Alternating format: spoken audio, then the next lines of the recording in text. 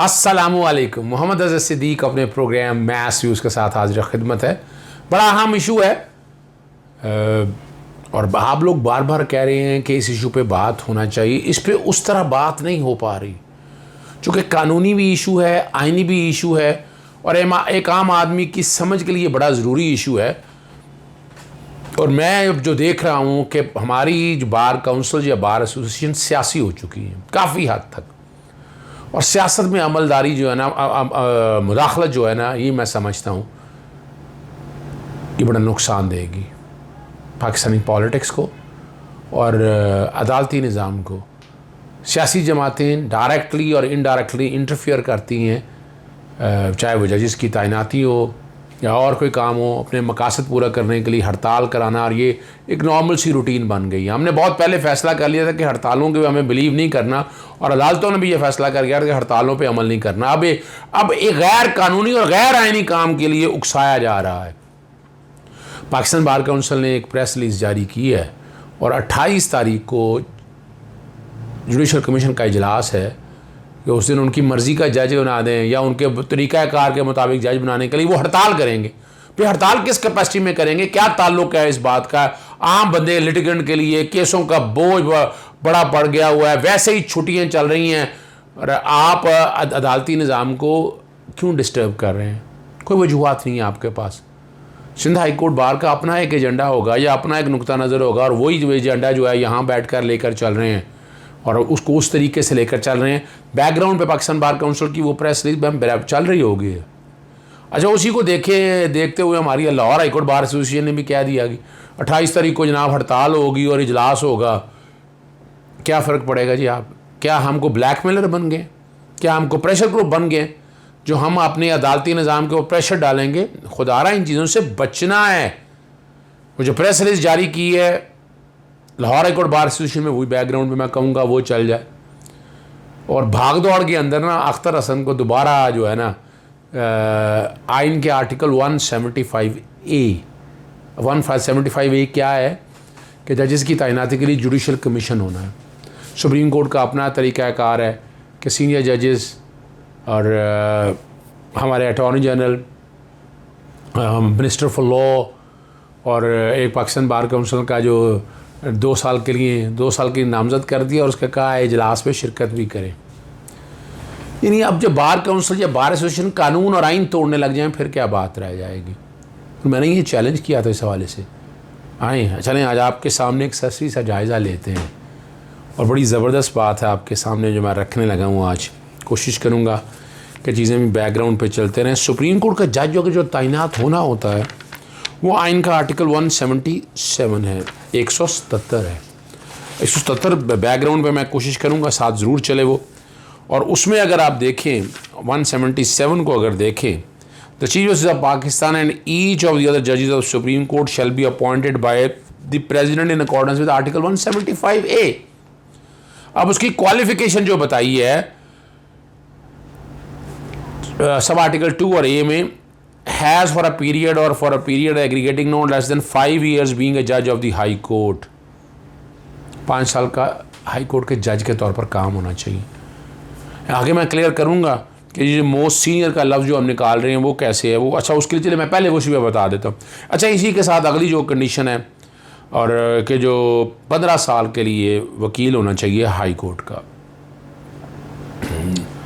और जज आपको पता है तैनात होने के बाद रिटायरमेंट एज जो है वो आइन के आर्टिकल 179 ने 65 साल रखी है। 180 आर्टिकल जब पढ़ेंगे, एक्टिंग चीफ जस्टिस जब लगाना है आपने, एक्टिंग चीफ जस्टिस जब लगाना है, at any time when the office of chief of Pakistan is vacant, खाली हो, the chief of Pakistan is absent, और जब वो अपने फ़राइज़ ना अंजाम दे सका हो किसी वजह से, द मोस्ट सीनियर जज of this of the other जजेस of the supreme court to act as chief justice of Pakistan.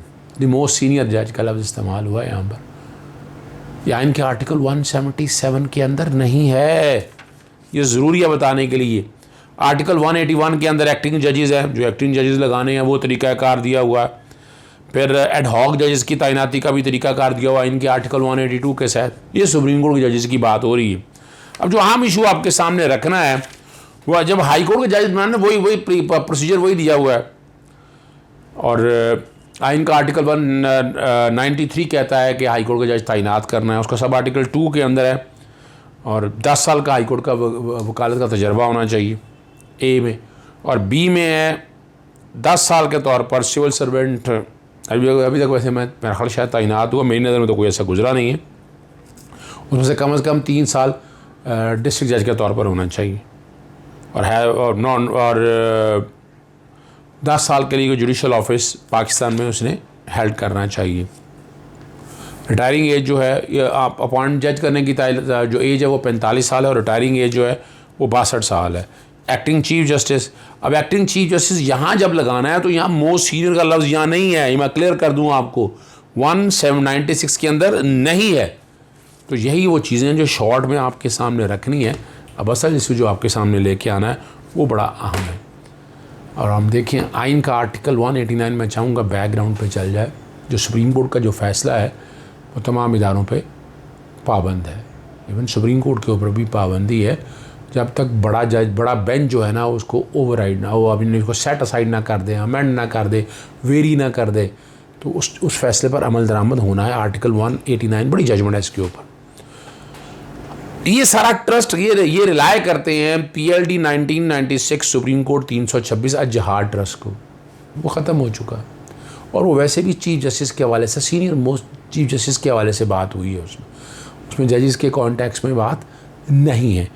Malik Asad Ali का केस है PLD 1998 सुप्रीम कोर्ट 161।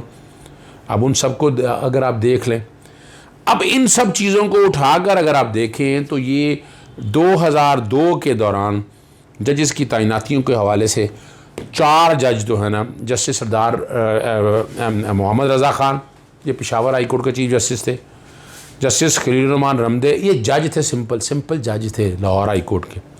और सीनियरिटी लिस्ट में ये 3रे नंबर पर थे। जस्टिस मोहम्मद नवाज अब्बासी 4थे नंबर पे थे और 13वें नंबर सीरियल पे थे जस्टिस फ़कीर मोहम्मद खोखर, जो सेक्रेटरी कानून भी थे। इनकी 4 जजों की तैनातियाँ चैलेंज हुई।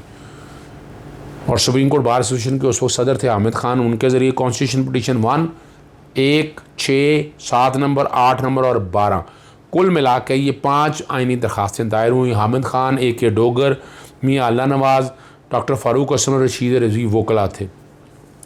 पैरा नंबर 4 के अंदर जो वाज़े तौर पर जो बात आकर उन्होंने कही, जो 10 ग्राउंडें लीं, 10 ग्राउंडें, ये सारा जो आप जो शोर हम डालते फिर हैं ना, ये हमसे मुराद ये नहीं है, ये अपना जो सुप्रीम कोर्ट के पाकिस्तान बार काउंसिल सियासी तौर पर उन्होंने वो जिक्र, वही 2 केसेस मैंने जिक्र कर दिया, अल जिहाद ट्रस्ट का और असद का, उसको सामने रख के जिक्र किया। और रिकमेंडेशन के कॉन्टेक्स्ट में ये सारी बातें जो है ना डिटेल 10 ग्राउंडों के अंदर वफाकी हुकूमत ने कहा कि इस्तेहकाक है जज तैनात करने का। यहाँ भी अगर सुप्रीम जुडिशल कमीशन का इस्तेहकाक है, कोई ताल्लुक़ नहीं है इस हवाले से। 18वीं तरमीम भी एक डिज़ास्टर है, वो एक अलग बात है। इफ्तिखार चौधरी साहब ने जिस तरह 18वीं तरमीम के बाद 19वीं तरमीम लाकर अपनी मर्ज़ी से काम करने की कोशिश की, जजेस तैनाती, वो एक अलग इशू है, उसमें बाद में तफसील बात करूँगा। और मैं पहले भी जिक्र कर चुका हूँ कि एमरजेंसी प्लस जब लगाई 3 नवंबर को और उसके बाद 105 जजेस निकाले गए, हमारी जुडिशरी उस तरह स्टेबल नहीं हो पाई, बहुत कॉम्पिटेंट जजेस निकाल दिए गए। और जजेस की तैनाती एक वक्त में जब इतनी तैनाती की, और उसमें कोई शक नहीं है मुस्लिम लीग नून जो है बड़ा इन्फ्लुएंस रहा उसका इस कॉन्टेक्स्ट में, और हमेशा जो है ना मुस्लिम लीग नून के लगाए हुए जजेस को कुछ नहीं हो सका। ये रिकॉर्ड की बात, और यही बात है, ये शायर है, इनके ताल्लुक़ है इंटरनेशनल इस्टेब्लिशमेंट के साथ, आपके साथ अब सारी चीज़ें क्लियर आ गई हैं, इनका बयानी आपके साथ बड़ी क्लैरिटी के साथ आ चुका है। हम जब इस सारी को जब हम देखते हैं और हम जब बात करते हैं पैराग्राफ नंबर 13 में बड़ी ज़बरदस्त बात की हुई है अटॉर्नी जनरल साहब ने, और उन्होंने 3 केसेस का जिक्र किया जब आर्गूमेंट करते हुए ना। सबसे पहला जो केस है इब्रार हसन का केस है, PLD 1976 सुप्रीम कोर्ट 315, ये जजिस केस कहलाता है। फिर इकराम चौधरी वाला केस है PLD 1998 सुप्रीम कोर्ट 103, और गुलाम हैदर लाखू वाला केस है PLD 2000 सुप्रीम कोर्ट। खुश्क सा सब्जेक्ट है, लेकिन ये तारीख का हिस्सा रहा ताकि क्लैरिटी के साथ आ जाए। इन चीज़ों को सारों को सामने रखते हुए पैरा नंबर 15 के अंदर जो है हामिद खान ने अपने जो आर्गूमेंट को सम अप करके जो बात की कि जज जो है सीनियर मोस्ट होना चाहिए, और अदालत ने इन सारी चीज़ों को सामने रखता है उसके पैरा नंबर सी के अंदर 26 दिसंबर 2001 को वो जो जब अपॉइंटमेंट हुई तो वो सीनियरिटी लिस्ट सारी वो टोटल चीफ जस्टिस फलक शेर साहब से लेकर नीचे तक की सारी डिटेल बताई, फिर आगे जजेस की सारी तफसील बताकर। और मज़ेदार बात ये है कि इसी में जब तफसीली में बात करते हो आर्टिकल 177 का जिक्र हुआ कि लिखा हुआ कि इसमें मोस्ट सीनियर जज का लफ्ज़ इस्तेमाल नहीं हुआ है, बड़ी क्लैरिटी के साथ कहा कि यहाँ लफ्ज़ इस्तेमाल नहीं हुआ है। और इसी में आगे जाकर एक बड़ी डिटेल के अंदर सुप्रीम कोर्ट में ये 5 मेंबर बेंच है फैसला, ये पैरा नंबर 27 के अंदर है। इसमें 1950 से लेकर ये 1 से लेकर 25 तक हैं, 2000 तक जो जजेस तैनात होते हैं, कभी चीफ जस्टिस है, कभी यानी ये कस्टम रवायत ही नहीं रही हैं। जजेस सुप्रीम कोर्ट तैनात होने के लिए ये कोई एलिवेशन नहीं है, इंडिपेंडेंट अपॉइंटमेंट है। वहाँ जाके आपकी सीनियरिटी अलग डिटरमिन, ये नहीं कि हाई कोर्ट से सीनियरिटी चली आ रही, नहीं, वहीं से जमीन और 65 साल की उम्र में रिटायर हो जाना है आपने। इसको यानी ये 5 मेंबर बेंच जो है ये हेड कर रहे थे जस्टिस शेख रियाज अहमद साहब, मोहम्मद फ़ारूक, काजी मोहम्मद फ़ारूक, मियाँ मोहम्मद अजमल, सैयद दिदार हुसैन शाह और अब्दुल हमीद डोगर। बड़ी तफसील में बहस करने के बाद, बहस से मुराद है आर्गूमेंट्स देने के बाद, अब ये चैलेंज है वो जाएं जा, यानी अब देखिए अब जुल्म क्या है उसके बाद, यानी इसका मतलब है ये जो जजेस तैनातियाँ पहले भी सीनियर मोस्ट का नहीं है, तैनातियाँ हुई और इन्होंने अपने काम पूरे अंजाम दिए अपना। अब उसके बाद इस वक्त भी सुप्रीम कोर्ट के अंदर सीनियरिटी को कोई अपना प्रिंसिपल नहीं है, कुछ चीज़ों से अपॉइंट कर लें, ये स्वाबदीद है, डिस्क्रिशन है। अभी लाहौर हाई कोर्ट से अगर आप चले जाएँ, सबसे पहले अब सिंध हाई कोर्ट में अगर चले जाएँ, जस्टिस मुनीब अख्तर हैं, वो जूनियर जज थे और सुप्रीम कोर्ट के जज इस वक्त सिटिंग जज है। यानी अगर आज प्रिंसिपल आप यहाँ लगाना ये शुरू कर देंगे, इससे नुकसान क्या होगा? क्या वो सारी पुरानी अपॉइंटमेंट सारी चैलेंज हो जाएंगी? क्या कहेंगे आप इस हवाले से? फिर लाहौर हाई कोर्ट से जस्टिस सईद मुज़ाहिर अली अकबर नकवी साहब गए, जस्टिस अमीनुद्दीन खान साहब गए और काजी मोहम्मद अमीन गए हैं। सीनियरिटी का प्रिंसिपल है ही नहीं। हम क्यों कंफ्यूज कर रहे हैं? हम क्या एजेंडा लेकर चल रहे हैं? और मैं पहले भी बता चुका हूँ, ये यहाँ को सुनने में आ रहा है कोई जजेस क्लब बन गए हैं यहाँ, यानी पसंद और नापसंद के जजेस अपनी मर्जी के आने चाहिए।